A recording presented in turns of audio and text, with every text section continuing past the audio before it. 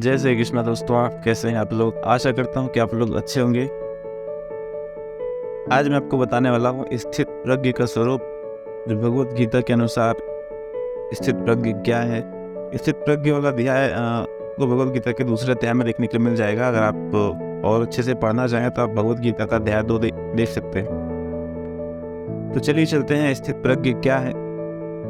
श्रीमद् भगवत गीता में स्थित प्रज्ञ को जानने से पूर्व में भगवत गीता का परिचय जानना बहुत आवश्यक है, जो कि हम पहले भी देख चुके हैं। मेरे पुराने वीडियोस में भी अगर देखा होगा तो आप समझ जाएंगे। स्थित प्रज्ञता के विषय में बताने से पूर्व भगवान श्री कृष्ण ने अर्जुन से पुनः कहा कि हे अर्जुन, तूने कई प्रकार की बातें सुनी, धर्म ग्रंथों को भी पढ़ा होगा, जिससे तेरी बुद्धि विचलित हो गई होगी। क्योंकि लोग भिन्न भिन्न प्रकार के मत प्रकट करते हैं, जिससे तू यह निर्णय नहीं कर पा रहा है कि इनमें कौन सा सत्य है और मैं किसको मानूं। किंतु जिस समय तेरी बुद्धि परमात्मा में स्थिर हो जाएगी, उसी समय तुझे यह ज्ञात हो जाएगा कि इस सृष्टि का संचालन कौन कर रहा है तथा तेरी इसमें क्या भूमिका है। यही योग की स्थिति है। इससे पूर्व तो अपने मन के अनुसार ही निर्णय ले रहा है, जिससे तू सत्य का ज्ञान नहीं हो पा रहा है। अतः परमात्मा में स्थित होने की चेष्टा कर। इसी क्रम में अर्जुन भगवान श्री कृष्ण कहते हैं, हे केशव, समाधि में स्थित परमात्मा को प्राप्त हुए स्थिर बुद्धि पुरुष का क्या लक्षण है। वह स्थिर बुद्धि पुरुष कैसे बोलता है, कैसे बैठता है और कैसे चलता है। अर्जुन के द्वारा पूछे गए प्रश्न का जवाब देते हुए भगवान श्री कृष्ण कहते हैं कि जिस काल में यह पुरुष मन में स्थित संपूर्ण कामनाओं को भली भांति त्याग देता है और आत्मा से आत्मा में ही संतुष्ट रहता है, उस काल में वह स्थित प्रज्ञ कहा जाता है।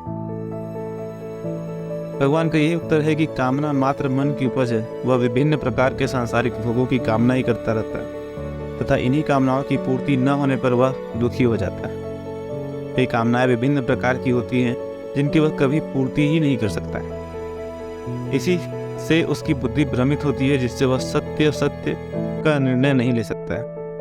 वह कामना के वश में नहीं होता। वह आत्मा में स्थित होकर उसी को अपना स्वरूप मानकर उसी में नित्य स्थित रहकर उसी से संतुष्ट रहता है तथा भोगों की कामना से ऊपर उठ जाता है। ऐसा ही व्यक्ति को स्थित प्रज्ञ स्थिर बुद्धि वाला कहा जाता है। अब हम देखते हैं स्थित प्रज्ञ का स्वरूप। भगवद गीता में स्थित प्रज्ञ के 2 रूप बताए गए हैं। विषयों से हटना यह स्थित प्रज्ञता का नकारात्मक रूप है। अपने आप में जुड़ जाना यह स्थित प्रज्ञता का सकारात्मक रूप है। स्थित प्रज्ञ अपने को सांसारिक विषयों से हटा लेता है और आध्यात्मिक विषयों से अपने को जोड़ लेता है। पुनः भगवान श्री कृष्ण कहते हैं कि जिस साधक का मन दुखों में उद्विग्न बेचैन नहीं हो जाता, सुखों में जिसकी लालसा मिट जाती है, जो राग भय और क्रोध से मुक्त हो जाता है, वह स्थिर बुद्धि वाला व्यक्ति मुनि कहलाता है। भगवान श्री कृष्ण ने स्थित प्रज्ञ को यहाँ मुनि कहा है। अस्थिर बुद्धि वाला व्यक्ति चंचल होता है, वाचाल होता है, असंतुष्ट होने के कारण चाहे जो कुछ बुरा करता है। स्थिर बुद्धि वाला व्यक्ति शांत होता है, संतुष्ट होने के कारण गलत नहीं बोलता, इसलिए उसे मुनि कहा जाता है। मुनि अर्थात मौन स्वभाव वाला। अर्जुन ने पूछा था कि स्थित प्रज्ञ व्यक्ति किस ढंग से बोलता है। उसका उत्तर दिया कि वह तो मुनि होता है, बहुत बोलेगा नहीं, वह सुख दुख से तो प्रभावित होता ही नहीं, राग भय क्रोध से भी प्रभावित नहीं होता। ये 3 मनोभाव क्या हैं? संसार के विषयों के प्रति हमारी मनोकामनाएं राग कहलाती हैं। इस खिंचाव में यह दुविधा सदा बनी रहती है कि हमारी मनोकामनाएं पूर्ण होंगी या नहीं। यही दुविधा भय कहलाती है। जिस कारण से मनोकामनाएं पूर्ण नहीं होती, उसके प्रति हमें क्रोध बना रहता है। जिस व्यक्ति ने मनोगत कामनाओं को छोड़ दिया, प्रजाति यदा कमान सर्वान पार्थ मनोगतान, वह संभवतः राग भय क्रोध इन तीनों को भी त्याग देता है।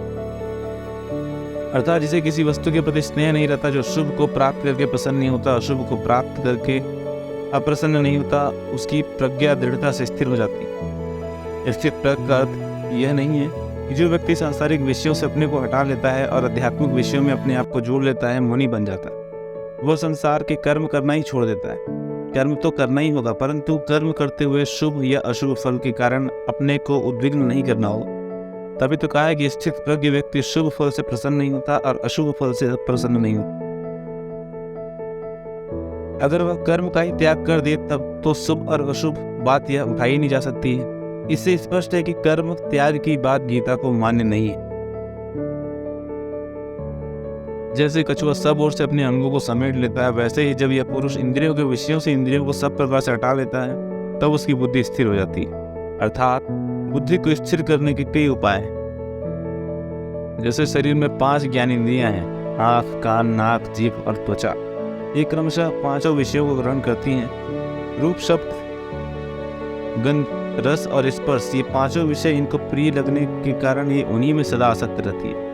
यही आसक्ति मनुष्य की बुद्धि को भ्रमित करती है, जिससे उसका मन कभी शांत नहीं रह सकता। इसको स्थिर करने का एक ही उपाय है कि जिस प्रकार कछुआ अपने सभी अंगों को समेट कर भीतर ले लेता है, उसी प्रकार मनुष्य को चाहिए कि इन सभी इंद्रियों को इन विषयों से हटाकर आत्मा में स्थिर कर दे। इसी से मन की चंचलता दूर होकर उसकी बुद्धि स्थिर हो जाएगी। ऐसे ज्ञानी जन ही स्थिर बुद्धि वाले कहे जाते हैं। भगवान श्री कृष्ण कहते हैं कि इंद्रियों द्वारा विषयों का ग्रहण न करने वाले पुरुष की भी केवल विषय तो निवृत्त हो जाते हैं, परंतु उनमें रहने वाली आसक्ति नहीं निवृत्त होती। इस स्थित प्रज्ञ पुरुष की तो आसक्ति भी परमात्मा का साक्षात्कार करने से निवृत्त हो जाती। अर्थात आत्मज्ञान के लिए सर्वप्रथम आवश्यकता है इंद्रियों को विषयों की ओर से हटाना। इंद्रियों का स्वभाव है कि वे इन 5 विषयों की ओर ही आकर्षित होती रहती हैं। वे यह भूल जाते हैं कि इन विषयों में सुख है ही नहीं, किंतु अज्ञानवश इनमें आकर्षित होती रहती है, जिसका दुष्परिणाम उसे भुगतना ही पड़ता है। आशा करता हूँ कि आपको स्थित प्रज्ञ का स्वरूप समझ में आया होगा इस वीडियो के माध्यम से। अगर आपको ये वीडियो अच्छी लगी तो कृपया लाइक करें, चैनल को सब्सक्राइब करें, इस वीडियो को शेयर करें। धन्यवाद। जय श्री कृष्ण।